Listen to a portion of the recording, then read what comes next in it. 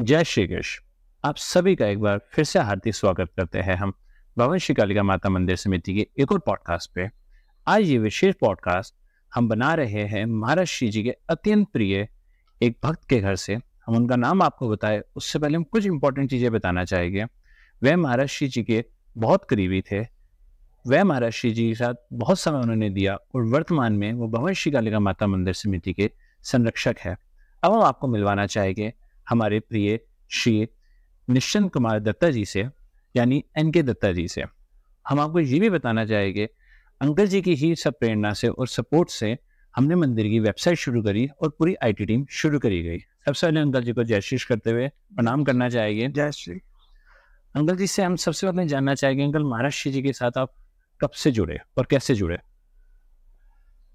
1995 में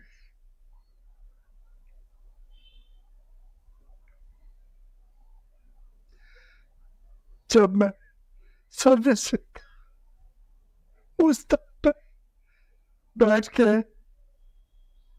मैं अपने बच्चों के साथ बातचीत कर रहा था, टेलीफोन आया।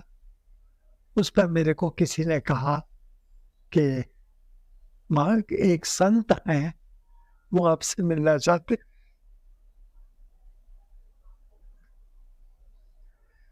बड़ा अजीब लगा कि कोई संत है वो मेरे से मिलना चाहते हैं। मैंने उनकी इंट्रोडक्शन लेनी चाहिए, तो मुझे बताया गया कि वो एक बाल योगी है। मीठा नमक और कुछ नहीं लेते, स्वयं माँ के हाथ का पका हुआ, किसी नारी के हाथ का पका हुआ नहीं खाते। कोई पैसा छूते नहीं, रखते नहीं, कोई उन्होंने स्थान अपने नाम से नहीं बनाया हुआ।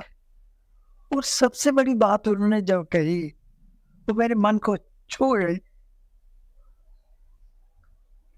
कि वो कोई शिष्य नहीं बनाते। बड़ा अजीब लगा। आज के युग में कथावाचक होते हैं, वो भी अपने शिष्य बनाते हैं। ये ऐसे संत कौन है जो शिष्य नहीं बनाते? पूरी इंट्रोडक्शन मिलने पर पता चला, उन्होंने बताया कि वो बाल योगी है।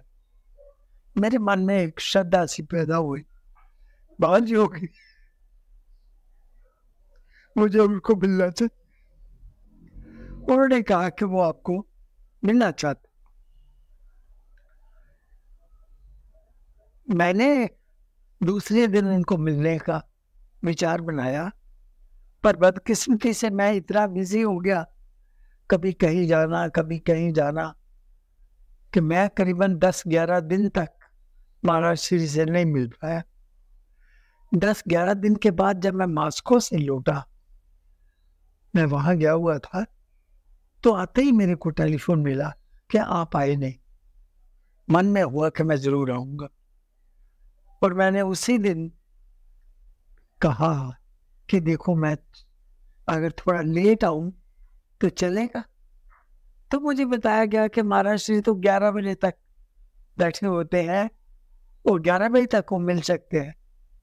मैंने कहा मैं 9 बजे आऊंगा। मैं 9 बजे अपने पत्नी के साथ महाराज श्री के पास गया, प्रणाम किया, उन्होंने अपने पास बिठाया, बैठा रहा, बातें चलती रही। आप कहाँ के हैं, घर में कौन कौन है, माता पिता क्या करते थे, कैसे थे। कुछ अजीब लगा कि 30-40 मिनट बाबा जी के पास बैठने के, इतने बड़े संत हैं, ये मेरी साधारण बातें पूछ रहे हैं और साधारण बात कर रहे हैं, क्या चाहते हैं। 40 मिनट के बाद मैं जब उठने लगा तो उन्होंने मेरे से पूछा कितनी नौकरी रह गई। उस वक्त मेरी 7 महीने की नौकरी बाकी थी। मैंने कहा महाराज श्री 7 महीने मेरी सर्विस बाकी है। अपने आप ही उन्होंने कहा जैसे 35 साल आपने डट के नौकरी की है, 7 महीने और कर लो। और मैंने ऐसे करके पीठ पे हाथ मारा। अजीब लगा कि महाराष्ट्र को कैसे पता चला कि मैं 35 साल सर्विस कर चुका और अब 7 महीने मुझे और करनी है। हम वहां से आ गए। उसके बाद असलियत तो यह है, मैं बिजी हो गया और मैं 7 महीने तक बाबा जी के पास दर्शन करने नहीं जा सका। इसी टाइम जब मैं उनके पास बैठा था और उन्होंने कहा 7 महीने डट के कर लो, तो मेरे मुंह से निकला ठाकुर उसके बाद। तो फिर एक बार उन्होंने ऐसे हाथ मारा मेरी पीठ पे, बोले उसके बाद हम जाने और तुम जानो। बस इतनी बात हुई और हम वापस आ गए। असलियत तो यह है कि मैंने रिटायरमेंट के बाद रिलायंस ज्वाइन करने का निश्चय किया हुआ था। सोचा था क्या करूँगा खाली बैठ के। पर जब मैं वहां से निकल के आया तो मेरे मन में हुआ मैं रिलायंस ज्वाइन करने वाला नहीं, मैं बॉम्बे नहीं जाऊं। घर में आके मैंने बच्चों को कहा मैं बॉम्बे नहीं जा रहा। सब खुश हो गए और मेरे मेहमान में भी आ गया कि अब 7 महीने मुझे काटने हैं, फिर देखेंगे क्या होता है। 7 महीने के बाद अप्रैल 1996 में मैं जब रिटायर हुआ, 7 बजे मैं दफ्तर से घर पहुंचा। जैसे घर पहुंचा आके नहा धो के कपड़े बदले, मिसेज ने कहा खाना खा के चलिए। थोड़ा खाना खाया और 9 बजे हम बाबा जी के पास पहुंच गए। बाबा जी ऊपर अपने कक्ष में उस वक्त बैठे थे। मुझे याद है उनके पास जयगोपाल चाचा जी और बुजुर्ग काफी लोग बैठे थे। मैं जैसे दरवाजे में सामने उनके हुआ और हाथ उठा के बोला सुरगुरु होके आ गए।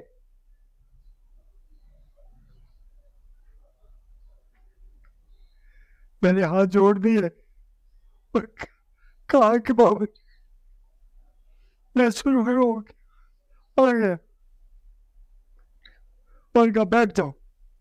मैं वहां उनके पास बैठ गया। 11 बजने लगे, नीचे उतरने लगे। हम लोग नीचे उतर के आ गए।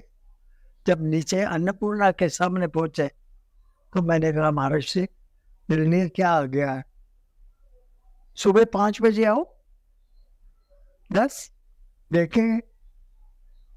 समझ नहीं आई 5 बजे क्यों बुलाया है। दूसरे दिन 5 बजे हम पहुंचे। महाराज श्री के पास हम घर से गए, हनुमान मंदिर के सामने गाड़ी खड़ी करके हम उतरे ही थे। देखा बाबा जी कालिका मंदिर के सामने महाशिव भ्रमण कर रहे थे। उन्होंने दूर से ही मेरे को देखा, मैं भी चल के आगे आ रहा था। मेरे साथ मेरी मिसेज भी थी। उन्होंने इशारा किया आओ इधर आओ। हम गए। वो 7 बजे तक हम बाबा जी के साथ भ्रमण करते रहे। 7 बजे के बाद वो अद्वैत आश्रम आए, मुझे पता चला वहां प्रवचन करते हैं। हम भी वहां आ गए प्रवचन सुनने उनका। महाराज श्री वहां बैठे थे, मैं एक साइड में बैठा था। राम प्रसाद जी एक भगत थे जो मेरे से बहुत पहले से महाराज श्री से जुड़े हुए थे और मेरी जान पहचान के थे। मैं उनके पास बैठ गया। मैंने वो उनके पास बैठे हुए देख के महाराज श्री ने कहा इधर बैठो, सामने बैठो। मैं सामने बैठ गया। 1 घंटे का प्रवचन उनका सुना। मन में यह हुआ क्या जिंदगी बिताई है, मैं तो यही आऊंगा, रोज आया करूंगा। मैं उस दिन और उस दिन तक जब तक बाबा जी अद्वैत आश्रम में प्रवचन करते रहे, हर रोज मैं उनके दर्शन करने जाता था। उसके बाद उन्होंने छोड़ दिया अद्वैत आश्रम का, तो बस बाबा जी की सेवा में हम लगे रहे। हमेशा मैं उनके सामने बैठता था जब भी मुझे पता नहीं क्या चीज थी, मैं उनके मुखार बिंदु को देखता रहता था, या अगर उनका चरण कहीं दिख जाए तो मैं देखता था। आप हैरान हो जाओगे, मेरे मन में वो इच्छा होती थी, सब लोग बाबा जी की खड़ाऊ उठाया करते थे, कोई तौलिया उठाता था, मैं भी उठाऊं, पर मुझे चांस नहीं मिला। एक दिन चांस मिला, मैं उनकी खड़ाऊ उठा के बाबा के सामने ले आया। बाबा ने कहा ना, तो मैंने खड़ाऊ रख दी। तब बाबा ने मेरे को कहा, आप आगे से लेके मेरे खड़ाऊ को हाथ से लगाओगे। बड़ी हैरानगी, कैसी, क्या मेरे से पाप हो गया कि महाराज से ने ये सेवा हमें देते। उन्होंने कहा बस, मैं हट गया वहां से। उसके बाद अपने क्या नाम है जो बाबा जी का भोजन बनाया करते थे, आनंद प्रकाश जी, आनंद प्रकाश। एक दिन आनंद प्रकाश जी के हाथ से मैंने तौलिया ले लिया बाबा जी का। बाबा जी फिर रात में, आप क्यों तौलिया लेते हो? मैंने, बाबा जी मेरे को भी कोई सेवा का मौका दो। मैंने कहा देखो, आप ब्राह्मण हो और मेरे से बड़े हो, आप मेरा तौलिया और मेरे खड़ाऊ को हाथ नहीं लगाओगे। बड़ा अजीब लगा, इतने बड़े संत मेरे को क्यों मना कर रहे हैं? पर ब्राह्मण के लिए, चूंकि मैं ब्राह्मण हूँ, जाति से ब्राह्मणों के लिए उनको विशेष प्रेम और उनकी आदर था। मैंने भी कहा चलो बाबा की जैसी आज्ञा। मैंने उसके बाद कभी बाबा की खड़ाऊ को या उनके तौलिए को हाथ नहीं लगाए। पर मेरे को हमेशा ऐसे रहता था, बाबा जी जहां जाए मैं उनके पीछे जाऊं, मैं उनके साथ जाऊं। मेरे जीवन में बहुत कष्ट आए हैं, बहुत बीमार हुआ। आप जान के रहे, मेरे हार्ट में 5 स्टेंट्स हैं, मेरे दोनों किडनीज में एक स्टेंट है, और उसके अलावा कार्डियोविजन मेरे हार्ट का हो चुका हुआ। इतनी बीमारियां देखने के बाद भी मैं आज 88 ईयर्स की हूं, मैं जीवित हूं। मैंने एक बार बाबा जी से ये पूछा, बाबा जी एक बात बताइए, मेरे को ये सब चीजें क्यों? आप हैरान हो गए। उन्होंने मेरे को एक बात कही, मैंने कहा देखो पिताजी, इस जन्म की बात छोड़ो, इसमें तो आपने कोई कर्म ऐसा नहीं किया, पर पूर्व जन्म में तो कुछ किए हो गए, इनको तो भुगतना है। ये मेरे से अकेले में उन्होंने बात की और मैंने सोच में पड़ गया। मैंने कहा बाबा जी फिर मैं कब तक? बोले इसी जन्म में जो भुगतना भुगत लो, आगे के जन्म के लिए कुछ मत रखना। मैंने उनकी वो बात पकड़ी। मैं जब भी बीमार हुआ, कुछ हुआ, मुझे उनकी अंदर से प्रेरणा होती थी, मुझे कुछ होने वाला है, और मैं पेशतर इसके कि मेरे को कोई अटैक हो या कुछ हो, मैं डॉक्टर के पास पहुंच जाता था और मेरे को वो कहीं ना कहीं मेरे ट्रीटमेंट के लिए भेज देते थे। संगत के लोगों ने, कहीं ने, जब मैं हॉस्पिटल में कभी भर्ती हुआ, आके देखा मेरी हालत बहुत बिगड़ी हुई थी और दिखती थी, बाबा के पास आते थे, कहते थे पिताजी का बुरा हाल है, पता नहीं क्या होगा। वो हमेशा हंस के कहते थे जाओ जाओ सब ठीक होगा, कुछ नहीं होता। और मैं बीमार रहने के बाद, ये सब कुछ होने के बाद, फिर बाबा जी सेवा में हाजिर हो जाता था। एक बात मैं जरूर कहूंगा, पता नहीं मेरा उनका पूर्व जन्म का कोई संबंध था या क्या चीज थी कि जब बाबा जी को कोई तकलीफ हो लगते थे, अंदर से मेरे को कुछ लगता था कि कुछ बाबा जी को होने वाला है, और मैं बाबा जी को लेकर दवाई दारू जो भी कुछ कर सकते थे, डॉक्टर अशोक मित्रा जी को कांटेक्ट करते थे, और भी डॉक्टर्स थे, उनके साथ करते थे। जहाँ बाबा जी को ट्रीटमेंट के लिए गए, मैं उनके पीछे गया, मैं उनके साथ गया, और ये मेरा, मैं तो ये कहूँगा, यही मेरा सौभाग्य था कि मैं बाबा जी की थोड़ी बहुत सेवा कर सका। बाकी और मैंने क्या सेवा कर, बाबा जी ने मेरे, बाबा जी के संपर्क में आने से आप हैरान हो जाओगे। जयगोपाल चाचा जी के स्वर्गवास होने के बाद मेरे को, मेरे ख्याल में मंदिर गए हुए 11 महीने ही हुए थे, मुझे बाबा जी ने संरक्षक बना दिया। मेरे लिए बड़ी हैरानगी की बात थी कि मैं तो अभी संगत में आया हूँ, तो बाबा जी ने मेरे को क्यों ये रिस्पॉन्सिबिलिटी दे दी।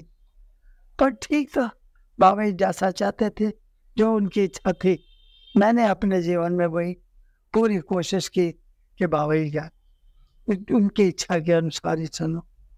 अब देखिए, मेरे बदकिस्मती मैं कहूँगा, बाबा जी जब लास्ट टाइम बीमार हुए, उससे 15 दिन पहले उनको पता था कि ये मुझे जरा सा भी कुछ होता है तो ये पीछे लग जाता है करवाने का। 15 दिन पहले मेरे को कुछ करके मेरे को घर में बिठा दिया। मैं मंदिर नहीं जा सका। जब उनको तकलीफ बढ़ गई और वो हॉस्पिटल जाने लगे, तो उन्होंने नंद जी के बेटे, क्या नाम है, अमित को कहा, दत्ता जी को बुलाओ। अमित तो दौड़ा हुआ स्कूटर पर मेरे पास आया। मैं चाहे, हालांकि स्कूटर पर जा नहीं सकता था, फिर भी मैं उसके साथ बैठ के मंदिर गया। आगे देखा बाबा जी हॉस्पिटल आ रहे थे, मैं हॉस्पिटल पीछे पीछे आया। डॉक्टर गुलाटी को कहा, दवाई, उसने कहा, मैंने कहा हमें यही सोचती कि शायद हार्ट की प्रॉब्लम हुई है। मैंने कहा डॉक्टर साहब हार्ट, कहते हैं हार्ट तो है, इनका ब्लड प्रेशर डाउन हो गया। मैंने कहा आईसीयू में ले चलो। कहता आईसीयू में कैसे लेके जाऊं, मैं कहता बीपी डाउन है। उन्होंने कोई इंजेक्शन एक दिया, थोड़ा सा ब्लड प्रेशर उनका बढ़ा, हाँ उनको आईसीयू में ले आए। आईसीयू में आके बाबा जी 24 घंटे गए। मेरी बदकिस्मती, लास्ट मिनट में जब उनके पेट में एब्सेस की शिकायत डिटेक्ट हुई, हार्ट की प्रॉब्लम नहीं थी, तो डॉक्टर मैंने मेरे से आके पूछा कि क्या करना है। मेरे मुंह से यही निकला, जब पेट में एब्सेस है तो ऑपरेट करके वॉश करो। तो उन्होंने मेरे आगे कागज रख दिया, साइन कर दो। मैंने साइन की।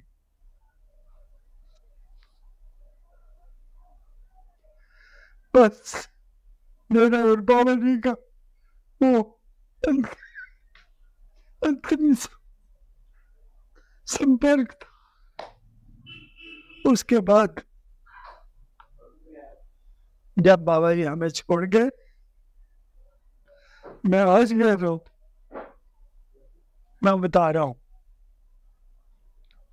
कि मेरे मुंह से यही निकला, ठाकुर धोखा दे गए।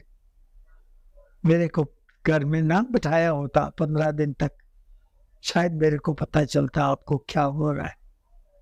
यही मैं कहूँगा, ठाकुर ने हमसे 27-28 साल जो सेवा ली, वो हमारा भाग्य था। उसके अतिरिक्त तो कुछ मैं कह नहीं सकता। पर आज भी मैं 1.5 साल से बीमार हूँ, बिस्तर पे हूँ। आपने देखा होगा, सामने उन्हीं की मूर्ति मेरे सामने रहती है। मैंने उन्हीं के सहारे ये टाइम निकाला है, आगे भी निकालूंगा। पर ठाकुर के सामने जब भी मैं जाता हूँ, हाथ जोड़ के यही कहता हूँ कि ठाकुर जल्दी से मेरे को ठीक करो, ताकि मैं फिर से आपकी सेवा में हाजिर हो सकूं। यही मेरी उनसे निवेदन है, आप लोग मेरे लिए प्रयास कीजिए कि मैं जल्दी से ठीक हो जाऊं और बाबा की सेवा में हूँ। जय श्री कृष्ण। हम यही उम्मीद करते हैं आपका जल्दी स्वास्थ्य ठीक होए। आप बिल्कुल जैसे पहले एक उस पर रहते थे, ट्रस्टियों के साथ भी आप रहते थे, कोऑर्डिनेशन होता था उस समय, चाहिए आपका जल्दी स्वास्थ्य ठीक होए। कल हम कुछ चाहेंगे कुछ झंडों के एक्सपीरियंस जैसे होते थे, उसमें आपको कुछ ऐसी मेमोरी झंडे पे आपकी रही हुई विशेष बाबा जी के? ऐसे है, मेरा तो ये हो रहा है सारी उम्र, बाबा जी के मुंह से कोई बात निकले हम पूर्ण ना करें, हमारे जीवन का क्या हुआ। हमने तो हमेशा यही कोशिश की, ठाकुर की आज्ञा का पालन किया जाए, ठाकुर की आज्ञा का पालन किया जाए। कोशिश यही रही, आखिर तक रही। आप हैरान हो जाओगे जिस दिन उनको जल प्रवाह था, वो प्रवाह न था, मैं ऊपर सड़क पे खड़ा था, नीचे उतरना था। मेरे मन में था कि मैं जाके बाबा जी को एक बार प्रणाम करूं, एक बार मैं अपने हाथों से टच करके तो देखो। पता नहीं क्या, मैं ढलान उतर रहा था, मेरा पाँव स्लिप किया, मेरी टांग जो है पूरी इंजर हो गई। ऐसे ही मैं वहाँ फिर कोशिश की नीचे उतरने की, मेरे को किसी ने पकड़ लिया, बोला क्या हो रहा है, खून से भरा है। वो मेरे को उठा के पकड़ के ऊपर रोड के ऊपर ले आए, वहाँ आके खड़ा रहा, सब नज़ारा देखता रहा, दूर से ठाकुर के दर्शन किए, नजदीक नहीं जा सका। भाग्य की बात है, अब आखिरी टाइम ठाकुर ने हमारा हाथ नहीं लगवाना था। ब्राह्मण थे बाबा जी, ब्राह्मण से मना करते थे सेवा के लिए, तो आपको यही चीज बिल्कुल, उन्होंने मेरे को कहा आप ब्राह्मण हो, आप मुझसे बड़े हो। वाकई मैं उनसे 4-5 साल बड़ा था। उनके मन में क्या था, मैंने जब कहा बाबा जी, अब मैं कहना नहीं चाहता, लोगों को भी ये था, अरे यार हम 30 साल से 40 साल से बाबा जी के साथ थे, ये क्या 11 महीने पहले आया और ट्रस्टी बन गया। एक बार मैंने भी कहा बाबा जी से, बाबा जी बोले नहीं चुप, आपको आप क्या जानते हो, मेरा आपका क्या संबंध है, कितने कब का संबंध है। मैं क्या कहता है, चुप हो गया। आज भी वो मुझे चारों तरफ घूमते दिखते हैं। मैं बिस्तर पर लेटा हुआ जब उनकी मूर्ति देखता हूँ, मुझे वो हनुमान वाटिका में बाबा जी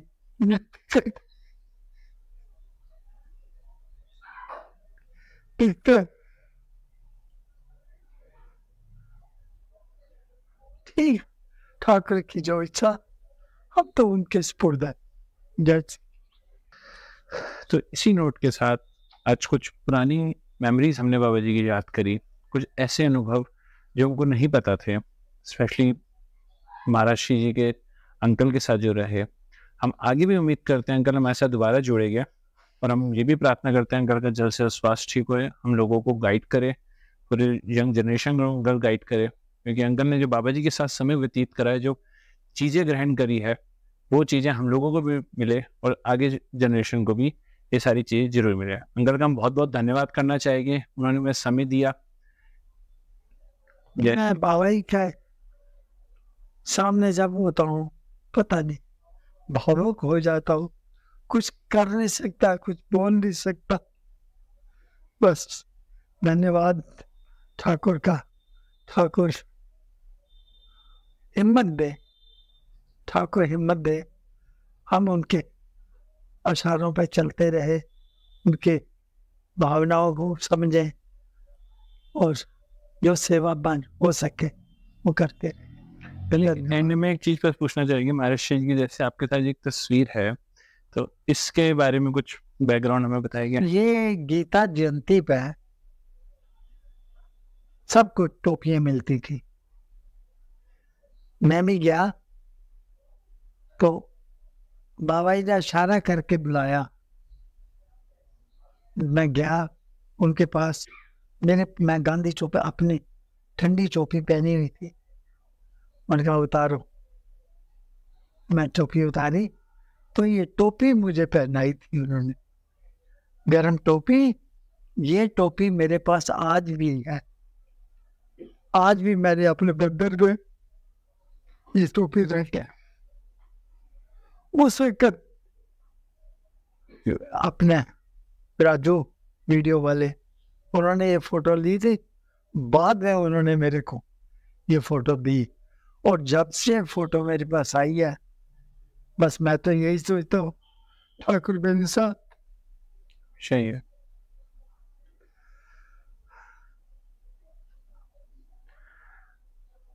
ये देखिए सामने, ये मेरे जो अचीवमेंट्स के हैं, ये सब ठाकुर की कृपा।